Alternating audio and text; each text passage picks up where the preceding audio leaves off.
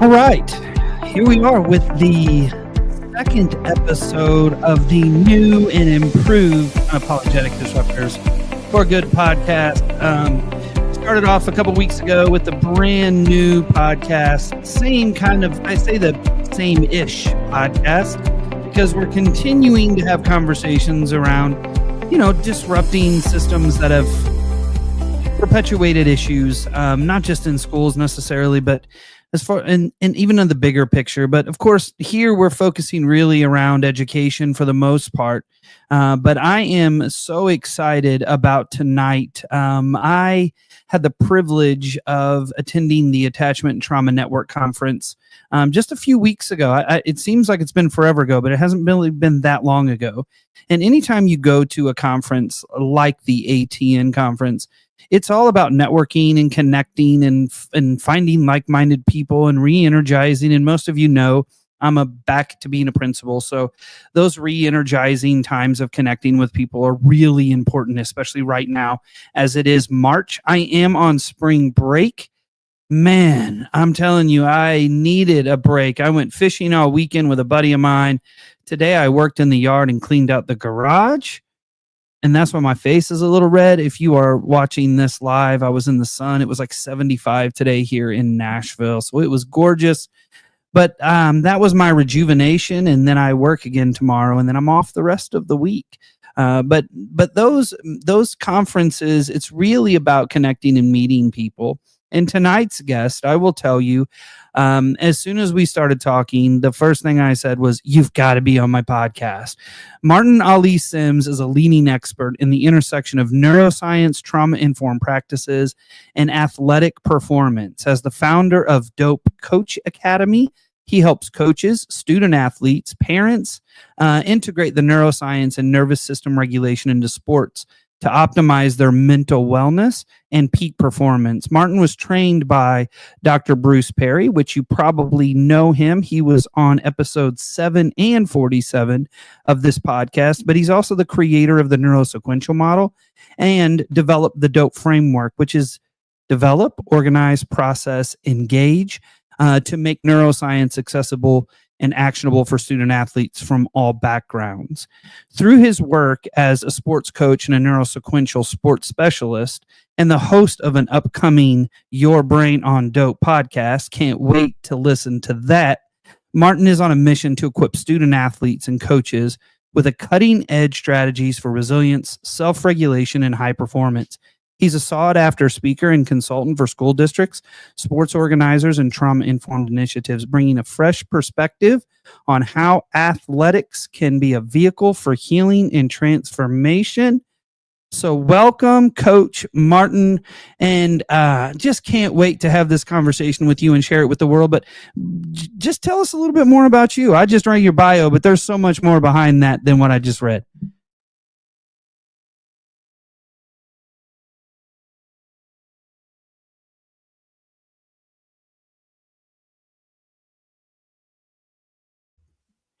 I'm a coach, athlete, parent. I'm a part of the community. I am just someone that been through some things, and I think the things that I've been through have been a pathway for me to find ways to heal and transform bad situations into good. I think the biggest, when we talk about Dr. Perry, I love the chapter from What Happened to You, Post-Traumatic Wisdom. That's like my biggest thing, where we can acknowledge the things that we've been through and use those things as catalysts for just improving our lives. And so that's me in a nutshell. I think, I got multiple stories that I could tell, but I think we'll get into them as the podcast goes along. Absolutely. So there's this intersection, and I was not a college athlete. I did play basketball in high school, and any chance I got, I still watch sports. My son plays soccer, travel soccer, school soccer. He runs track. If there's nothing on, I will watch sports. I swear I've watched curling because it was a sport that was on. I've even watched cornhole tournaments. Sports are a major part of my life, have been since I was a kid. Driving factor for a lot of, I think, life lessons that I learned through being a high school athlete and then utilizing those same skills. But when you found out about the neurosequential model, first of all, if you could just give us a little snapshot for those of that are listening that may not know what the neurosequential model is, but when you found that and connected it to what you're doing or what you did as an athlete and a coach, what was that like? What was that moment of connection? The moment of connection was the moment of rupture. And so we talk about rupture and repair in the neurosequential model. However, I tore my ACL uh, during the weekend that I found out my wife was also pregnant. So tearing my ACL and also going through a pregnancy was pretty much the catalyst, because I was now sitting in the house on crutches. She's going through pregnancy, things that come up in pregnancy, whether it be morning sickness or, being lethargic, eating all kinds of whatever that wasn't the case 2 3 months ago. And so going through that scenario with a torn ACL led me to m- start focusing on my mental health as I was dealing with the ACL injury and not being able to go play basketball, which has always been my uh most regulatory activity. I found that out a lot more when I got into the neurosequential model as far as how regulating that sport was for me, but I didn't have it when I tore my ACL. So going through that injury process opened up the door for me to learn about the neurosequential model through my therapist, and the way that it was explained and the way that the model, in terms of it being, just breaking down 4 parts of the brain, is what actually helped me understand a lot of things prior to the injury, things that led up to the injury, things that went on when I was in high school, or not being able to just understanding how trauma can affect our brains and how it can affect how we show up in spaces, how we show up in roles.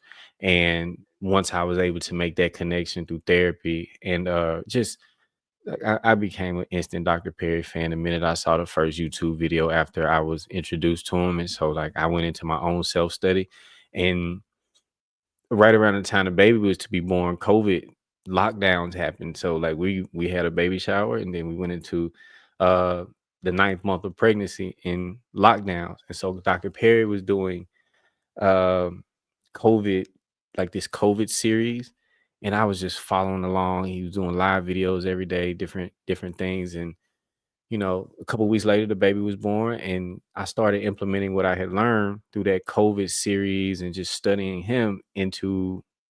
We started a basketball program. Once the baby was born, I started my basketball program, had my surgery, and that season went way better than any other seasons that we had from an emotional regulation perspective for my kids, because we had tools. We was playing music, we were doing certain things that Dr. Perry in his neurosequential model would say were regulatory things, and how we interacted with the kids and how present we were. And that ended up being a very eye-opening experience from a perspective of being able to implement what I was learning with a group of kids during the immediacy of the lockdowns when they first began.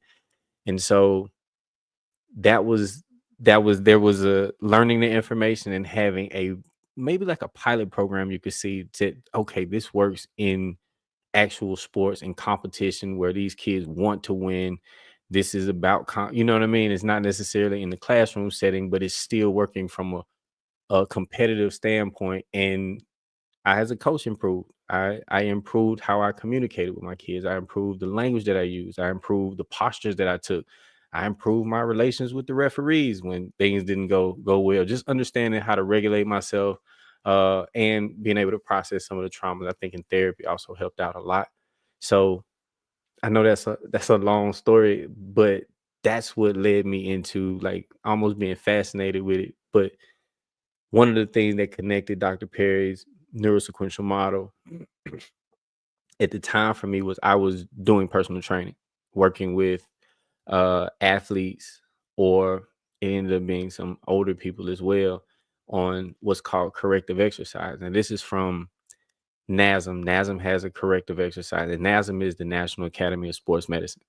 So their corrective exercise formula, they have a OPT model, but the corrective exercise formula was very similar to what neurosequential model was saying. So I already had understood how we could help athletes and people trying to correct imbalances in their bodies with the corrective exercise. So then when I ran across a neurosequential model, I was like, wow, you could do this for emotional traumas. You could do this for things that happened as a child. The same type of formula that I was already applying to bodies who may have torn their rotator cuff or torn their ACLs or things of that nature. And so when I was realizing like the rehab process is similar, it's not the same exercises, but you still needed the repetitions of exercise to be able to change. And that basically what corrective exercise was to the body is neuroplasticity to the brain. And that was like the aha moment for me. And I was into it, and I've been into it ever since.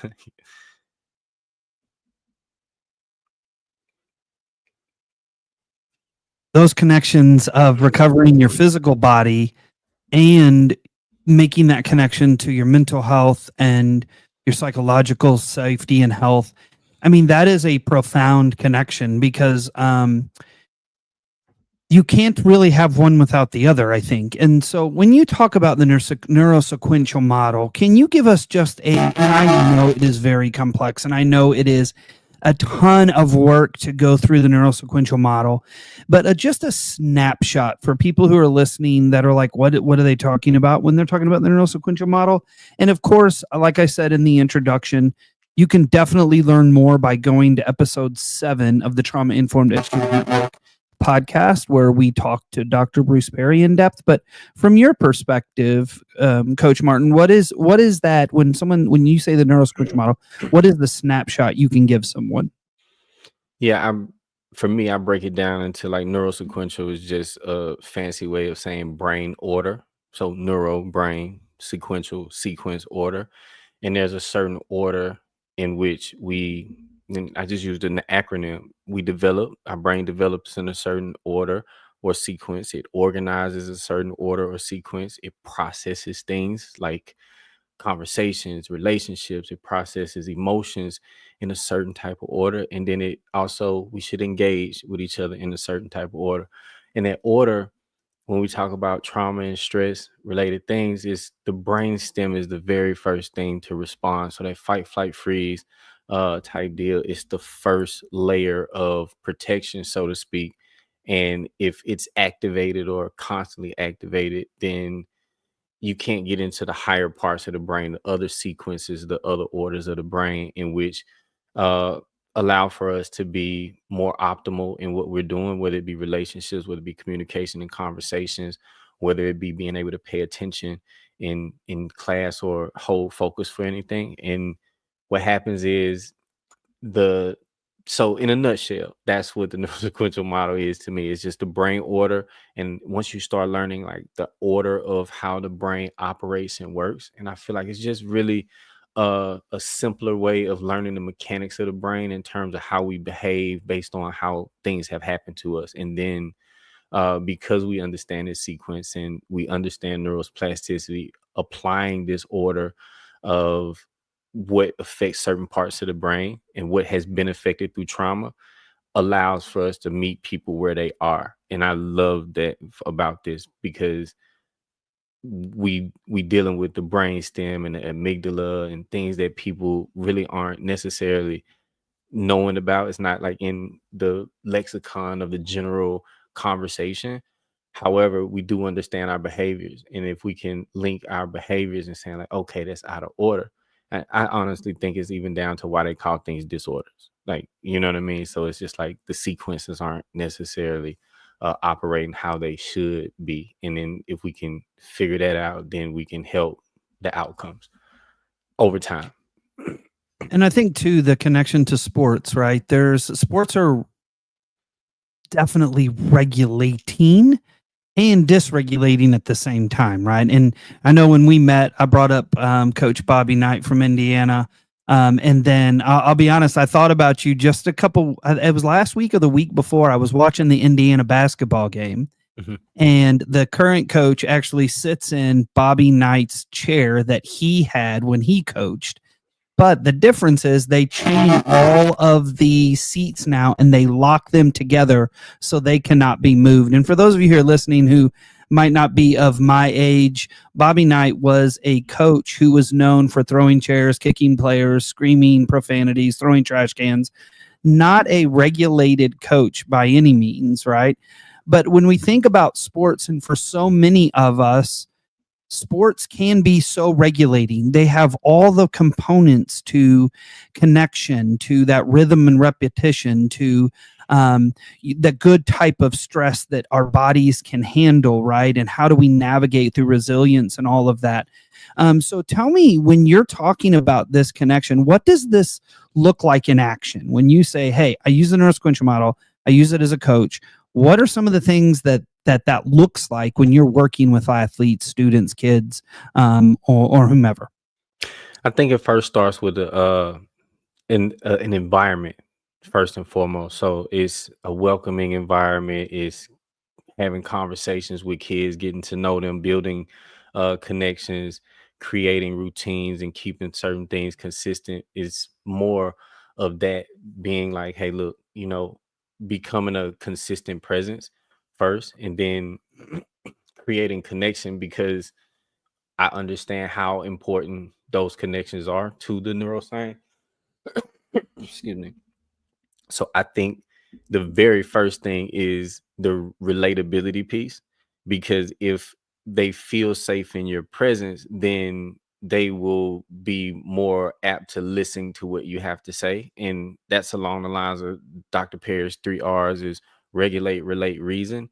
That's the relatability part. And there's things that I can understand about learning how to teach someone a trick to regulate themselves, or biohack the regulation or something like that in a moment. However, there's nothing more healing than the relational factor. And so, like, when I say this is in action, it's like, hey, look, we're going to adhere to these things to create this environment around the kids, because when they leave this environment, they probably go to something a lot more chaotic. And so we spoke at the conference where we talked about clear is kind, and being able to have clear expectations, uh clear language that we use in the space in which we're playing, because now we understand, like, my team talks about regulation, right? And not just in the sense of this in the regulation and it's overtime, right? Regulation now has a new meaning in the realm of sports, because we create that environment. And I think it's more so about environment than any particular technique or neurosequential model, which I'm such a fan of the neurosequential model. But I also recognize that it might not be necessary to even talk about sometimes, if you can create the right environment for kids. And this is also for your staff, because if they feel the same way, then they become safer places for kids. And if they have a better understanding of the brain, better able to read what the kids may not have the language to say. So they might be going through things, and they might not say nothing to any of us in terms of, and people like, oh, they should talk. They might be 6 months away from actually having the words or the courage or something to say something to you, but that doesn't mean that they don't get the environment that they need to one day open up. You know what I mean? And so that's created through safety and consistency. If we talking about, we got a kid in the in the athletics with us, and he's going through foster child, and he's been through his second or third foster home in a year. uh he doesn't have a capacity to know what consistency means, right? Like, so even if it got comfortable for him somewhere, or you know what I'm saying, the next person's gonna be worse than the last. That's how his brain is sensitized. So that would take a lot longer for him to want to open up than someone who's gone through a different set of circumstances. And so it's not a in action, it's literally in all the actions and micro actions that take place. And then it's just a framework that we learn, and once you start learning it, you start applying it to yourself too, because nobody's exempt. All of this information that you know, in the wrong moment or the right moment, it's so far in from a neurosequential perspective, it's in your cortex, and you don't have access to that because you're in fight, flight, or freeze. You know what I'm saying? So all that great information that you learn, now you do something that's seemingly out of character, but values and beliefs are in the cortex, not in the brainstem. So that's that's how I look at applying it in real action. It's just we have to set a certain standard of what a therapeutic environment looks like, and what you as a adult that shows up in that space should show up as, and we recognize that we should be able to give the adults in the space that they need to regulate themselves as well. We have a great question from a listener, Amanda. She says, have you worked with younger children? And if so, have you experienced much buy in from parents on regulation? Have they shared stories about connecting regulation to home life? And I think that's a really important. I know that from a school's perspective, we had story after story after story of parents talking about what are these things that you have, what are these things my child is telling me. I was upset in the traffic, and they said let's do rainbow breaths, or let's take 5 deep breaths, or and then they talked about their brain. So kids take these skills, right, and it's more than a trick, right? Like you said earlier, this is teaching them about their brain and what we can do. But what experiences have you had of connecting with younger children within this idea of sports, and is there a transfer that you're aware of? Yeah, absolutely. I've done this with preschoolers. My son is in K4, so uh and his pregnancy is pretty much the catalyst for this. So, oh my goodness, I'm sorry. All of my confidence comes from the fact that I've had to raise a little one under these circumstances and with these tools, right? Like, he was born in the lockdown, so I immediately got practice immediately, like from the jump, with a baby. And by the way, he was a very, very, not, when they say colicky, he wasn't necessarily colicky, but he had to be the most intense crier of them all. And whatever his ailment was and his regulation was very intense. And so I had to remember, like, I'm talking to Dr. Perry and about his stuff, and he's like, a dysregulated adult cannot regulate a dysregulated child. So I immediately had to get practice on regulating myself. And I think sometimes we look at kids and like they're dysregulated, but they can dysregulate us. And then we have the power differential, which literally it turns into like a dysregulation escalation, right? And kids can do that to us as adults. So one of the things I find is if I can regulate myself in the midst of the kids, that they can also borrow calm. Now they don't always do that, right? And we don't always respond in that way. But what I do find with the sports aspect, I have different tools. I have the soft basketballs that I use with them, and it's squishy like a sponge. It gives all kinds of sensory um relief for kids who have maybe need to sit down somewhere, but they got a lot of energy that they don't know what to do with. I like dribbling the basketball with them. You could do this in the house with that particular ball. I like throwing it to them, like playing around. Like sometimes they have to get this energy out. This is why we put the kids in the sports in the first place. But sometimes we're at home or we're in settings where they have this burst of energy, and it's not necessarily fit for the setting. And so, yeah, there's certain regulatory things you do with that. And like you said, I do frame a lot of these things as skills. And so my son does breathing exercises at 4 years old. Not ones that feel like he got to do it for 60 seconds, but things that could, in 10 to 15 seconds, could give him space between stimulus and reaction, because I think it gives him a chance to regulate himself before he responds. And I think the difference between reaction and response is consciousness. And so if we can put just a little bit of buffer space in between the stimulus, which could be anything from hunger and the temperature to a loud noise or a parent coming in after work frustrated, Like, all of these different things could be factors, and they could all also happen at the same time.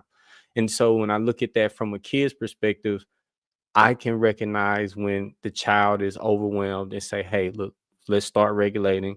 Let's make myself in a way where I can relate to the kid. Sometimes that's getting on their level. Sometimes that's literally sitting side by side with them. Nothing that's too uh like intense where they like have to do an exercise. They might not have the capacity for that particular exercise, or to answer a line of questioning, or to say the thing that you rehearsed with them that they're supposed to do in this moment. They might just need a hug. And it sounds like it's like, oh, okay, but literally that's one of those things when you're dealing with kids. You have to be able to read them and also read yourself. Am I regulated? Are they dysregulating me? And then when you have the environment, like the socioeconomic environment, do you have things in place where you as a parent, do you have reprieve when you need it? You know what I'm saying? Because a lot of times, like, they're feeding off of our energy, even though we think that we're hiding it, so to speak. Like, I had a long day, I'm not going to show my kids that, but they're feeling it. And then their actions after that is basically this innate feeling that they're feeding off of with you. And so, like, just because you look calm on the outside does not mean that you're regulated. You could be disassociated. You could be, just quietly angry, or for whatever reason. And those things affect the environment that the kids are in as well. And so I think for me, dealing with little kids is what I do every day. That's my home life. And so it works at home, and my understanding of it works at home, and it works in the classroom, and it also works in the court or the field. And so, like I said earlier, you don't always have a sport to play in the middle of a regulatory situation that you need regulation for. And so that's where other skills are cool, where there's being able to actually say, hey, I need a minute. You know what I mean? Like, just being able to give a child permission to say that, and that be a part of a new language to speak. Like, hey, my son is saying I'm getting really frustrated. He's 4 years old. Being able to name it gives a power to him that even allows him to say, hey, I need help. He didn't used to do that. The crash out came before all of those things. But over time, over repetition, over those moments where sometimes you seemingly as a parent may seem like you lose. You know what I mean? Like, it's like, man, I didn't handle that right. But Mhm. over time, you'll reinforce a positive experience in something and they need to be able to model some of your behavior too. So they need to kind of see you handle something that's frustrating for you. So sometimes it's better to show them the frustration and what to do when you're frustrated versus hiding the frustration and it manifests in their behaviors until you explode. So I think sometimes it's to look at yourself as a parent, and then also look at what the kids are going through and what they may be going through, and finding that regulation point between the two of you, or And however many of you it is. and I think with what Amanda was saying too, are you seeing transfer um, with students that you work with, and are you seeing parents understanding? And I know as a principal, I had many conversations with parents, and it was never out of judgment, right? It was never out of you don't know how to parent or you're not parenting. It was when we're at school, this is kind of what we do. I always spoke to parents as a parent, not as a principal, because the hardest job I have ever done is be a parent. I can handle 500 other people's children, but sometimes my own. It's harder for me because I know the situations, I know what's happening, and what you said is so true. And I have a 14-year-old, and he absolutely is dysregulated pretty often, going through all of his changes in life and getting ready for high school, and yet trying to stay in my calm, right, and bringing him in and showing him what to do is really important. But do you see parents getting on board when you're working with students or children? Are they asking questions? Are they paying attention, or is it just something that you're primarily just connecting with the kids around? The beautiful thing about it is when the parents can see differences in their behaviors, in the kids' behaviors over time. So I try not to get into too much like I said, I don't keep it neuroscience. I try to keep it about the kids, what their goals are, what they're trying to do. So the buy-in from the parents sometimes is it depends. It literally depends. Depends on the parent. Because I've done some one-on-one with some kids who appreciate the training that I do from the basketball perspective, and they love that part. And if I'm training them in basketball, how much neuroscience am I implementing as me saying it, other than me implementing it into their training process, or the how I'm coaching the kids? What I've seen from parents is, how did you get them to stay so calm, or how did you get them to pay attention to you in this sense? Well, I understand a certain sequence, right? Like, I don't start asking them or getting them in this certain space to listen to me immediately. I start a connecting process or a connecting exercise first. Then I get them moving. And by the time I'm starting to talk to them about certain things, I've already opened up their learning brain. And so that understanding gives me a better approach, more so to the parents. And the parents have to see, changes in their kids' behavior, or changes in how their kids are processing. And the kids oftentimes go back and say, "Hey, coach, help me with this," or "I was going through this and this became, I feel better about it." And so then the outcomes of the kids start to change the minds of the parents, versus anything I could tell them about the methods. You know what I mean? It's really when they say the proof is in the pudding, so to speak, is more so like, if you give me a chance to work with your child over time, they will get results. If you wanted it to be them build muscle, they would have to go to the gym probably 3 to 4 times a week. They'll have to lift this amount of weights. And then over time, you look at them after a month, you look at them after 2 months, and you see the results. I think the same thing happens with certain behaviors. Like, you'll have a kid that may start, they crash out over a certain moment, and then, okay, this is what we have to work with this kid on. And each time that they meet that moment again, we give them something new to work with, or reinforce what we're trying to work with. And then you look at them at the end of a basketball season or so, and you like, wow, that moment happened at the beginning of the season and it turned into a disaster, whereas right now it's happening and he's able to process it. From, we gave him a breathing tool to work with. We gave him an idea to go come to the end of the bench if that's going on. We gave him spaces and different options to do outside of what he was used to, when that was the only thing that he knew how to do.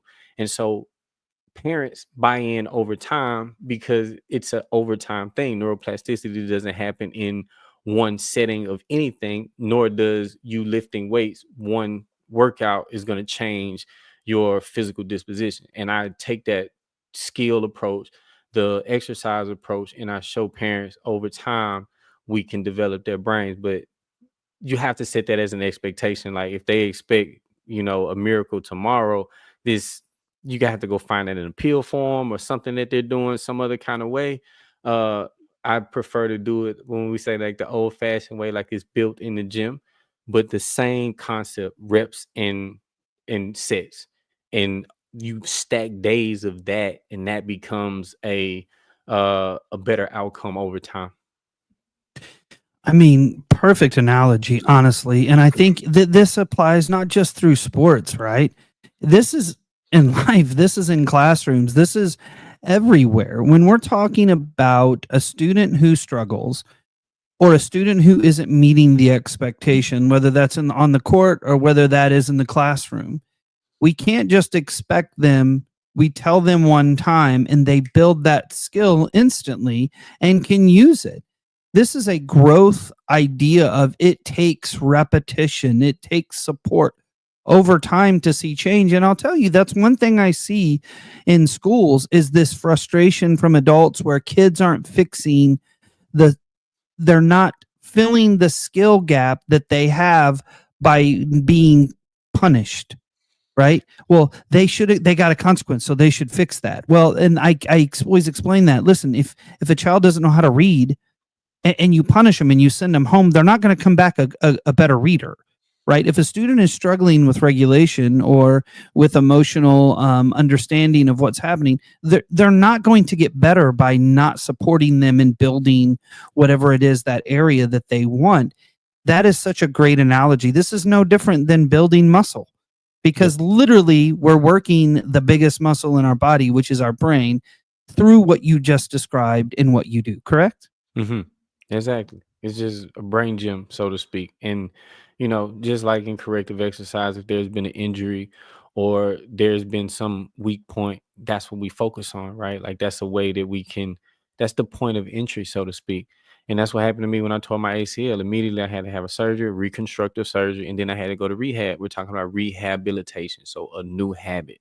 And so over time, that's how you get yourself back to being able to perform again, right? And like this is why I love the post traumatic wisdom and healing, actually healing, not just are we gonna be traumatized for the rest of our life. I mean, like really, we want to take what happened and turn it into something that's a positive, and that's that's what I would like to embody as much as I can and show through what I've seen it be able to do for myself, and then uh I see it in the kids. I've been working with kids and doing this like that. That was 2020 when we started, and so I watched kids overseas in Mexico go through some of the similar things and still be able, with a language barrier, still be able to apply some of these things that are in the neurosequential model or certain regulatory activities that we teach them,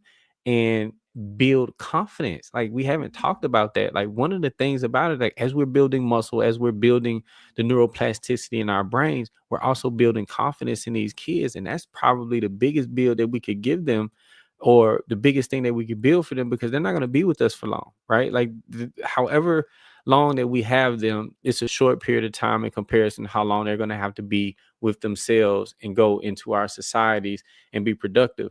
And so it's just building a foundation, and we use that foundation, and we know they have to build confidence in this foundation, because there's a lot of things that's going to happen that they need to be able to recognize that, hey, I can go through this and I can bounce back. And that's where resilience is born, because we can't just impart that based on what we say to them.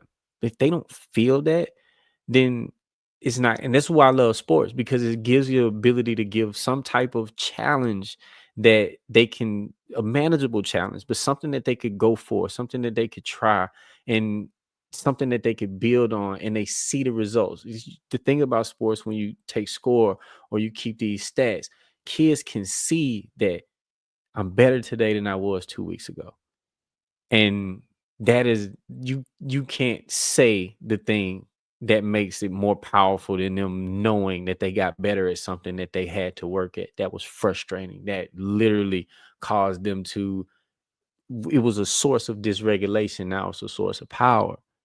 And I think you get to do that with sports and the gamified thing. This is why they get caught up in the games, because they can see their improvement, and it's quantified in those ways. So kids who can't pay attention to nothing in your class to go play Fortnite for 8 hours. You know what I'm saying? Because of how much reward they get from this, how good they feel that they're getting at it, the camaraderie between the people that they're playing with online. And so even though I say too much of the video games, but too much of pretty much anything, like you can't play basketball for 8 hours, you're gonna feel some negative effects from that too. But what you said earlier when you were talking about consequences and punitive stuff, I want to say this, and I've never said this publicly, but I think consequences are just negative sequences, right? Like, we talk about like Ah, I neurosequential see. model and Yeah. sequences. We're talking about a negative sequence. So I like to, recommend doing pro sequences. Like, what are Mm. positive sequences that you can evoke after something didn't go the way that you thought it should go, after the expectation wasn't met, after the behavior was repeated? Like, what type of positive sequences can you put together that would make this more behavior that you want more enticing? What type of positive feelings can you give these kids to hope for and challenge for, or meet the accept the challenge? Is, after a while, I mean, I went through a lot of negative consequences. Listen, we know how to deal with those consequences as bad children, or the ones that get labeled a certain type of way in school. Mhm. Eventually, that's not even a consequence for us. It doesn't do anything for us. So when you threatening the kid with suspension that doesn't care about being at home for 3 days, that's not a threat. Mm-mm. You know what I'm saying? So go ahead. That's reinforcing. I mean, it is. And I think when in those situations we take kids who are already convinced that they are on the outskirts and push them further, right? Instead of saying, you know what, I see this in you. I see you have this ability. You're a leader, and building that, hey, next time let's try this. Or in my school, I know I'm pushing right now on giving every kid a role and responsibility in the school, right? And that is huge for kids because they have to. I'll be honest, I was the kid. You and I talked about it. We were both the kid, right? That nobody wanted to have in their room. And I still remember how Mr. Greer, my social studies teacher and basketball coach, made me feel. He made Yeah. me feel that I wasn't that kid. He was the one that made me feel it because he saw me on a basketball court. I had some skill. He reinforced that skill. He trusted me on the court to handle the ball. Just those sequences of relational connection, I knew he saw me differently, and he never had to tell me he saw me differently. I Correct. just felt it. And that goes to what you just said about feeling it, because what you talked about earlier, Dr. Lori Desautel calls the rupture loop. And that is once we get in this cycle of us being dysregulated, yelling, screaming, shutting down with kids, it just is a spiral loop that continues until the adult does the repair loop, which is get regulated, get calm, make sure that you're not fighting into that circle that many people get involved with, and bringing it down to, I hear you. You look or feel, I see you're very frustrated, right? Validating for kids. That is so important within the context of what you say in sports, because I remember when I couldn't hit the broadside of a barn when Right. normally my shooting percentage was high. If you get into that mode, you shut down, your game is gone, right? Yeah. You're done. And that is life lessons that when you're using things like the neurosequential model, you can take kids through, right? The thing about sports that I love is you can succeed and fail in the same moments. Thanks. Just one moment you can be successful and you can fail, and so is life. Yeah. That is life. 1 minute you can be doing, and next thing you're falling on your face. And I think that's where utilizing the neurosequential model and all of this work we've been talking about within sports is so important. But here's the thing, it applies to every aspect. It's teacher, parent, it's community, it's everything. You just happen to utilize it in sports and obviously the rest of your life. Yeah, I call it. It's really a diamond. You look at it almost like a baseball diamond, and just look at the four bases. And at the top of the base would be whatever coach, teacher, trainer, whatever is at the top of the base. And first base and third base, you'll have the athlete and the parent, or the student and the parent. And then at the bottom of it, the home run, that would be the community, right? And so I asked, how clear is your diamond?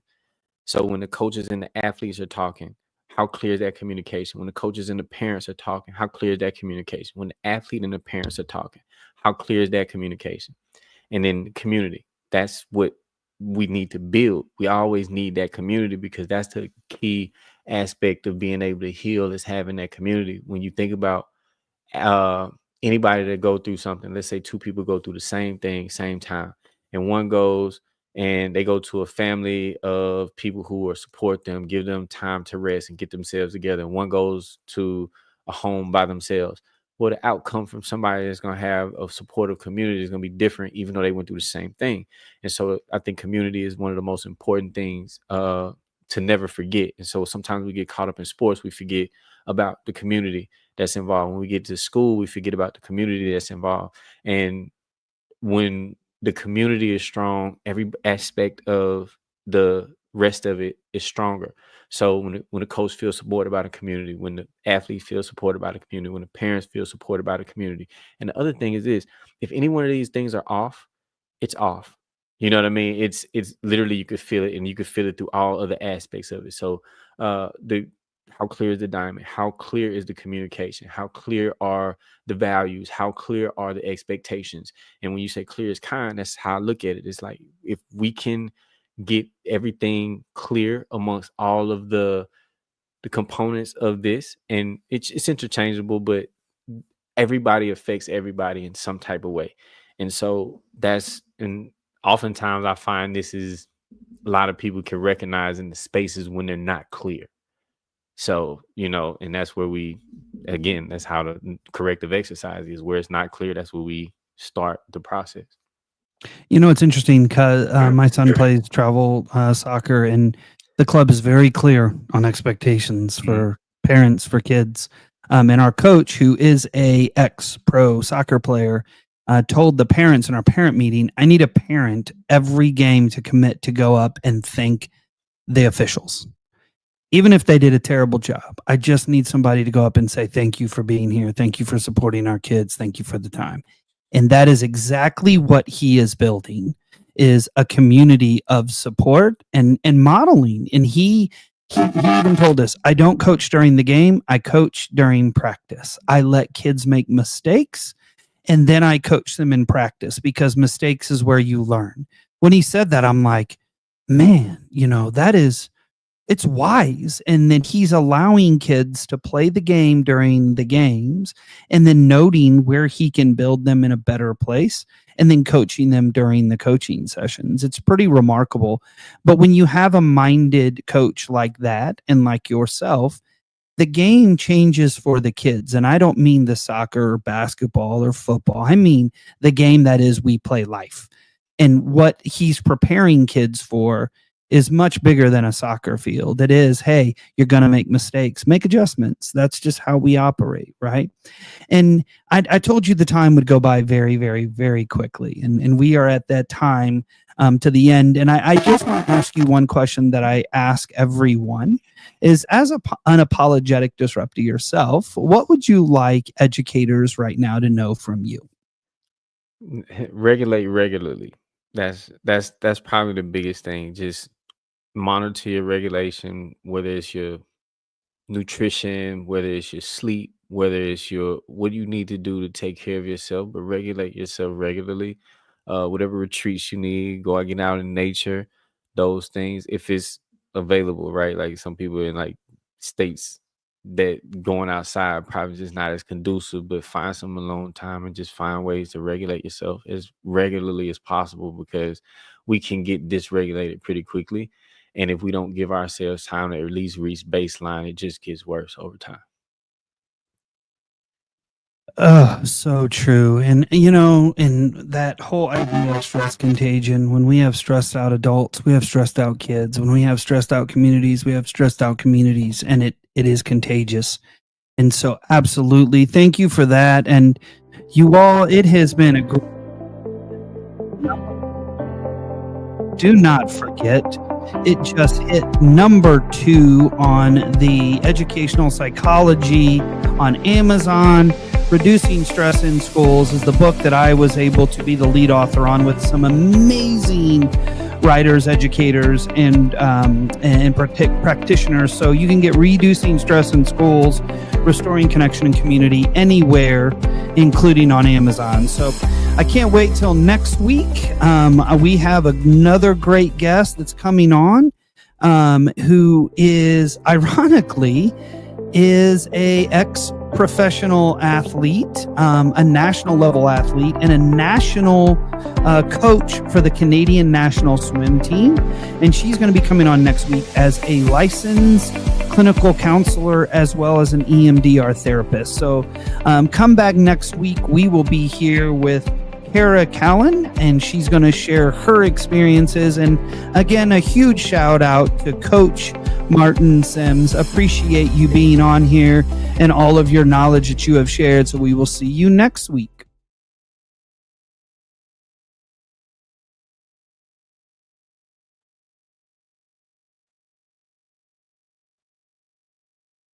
All right, we have a few people here that are still live. Thank you for those of you who are on. I know, Amanda, I could see you were there. Thank you for being on. Krista, thank you for being on. And anybody else that I cannot see, thank you for being on with us live. We appreciate it. And Coach, thanks for being here, man. We're going to disconnect the live and we'll say our goodbyes after that. But thank you all who are live with us tonight, and for the questions and the comments. We appreciate it.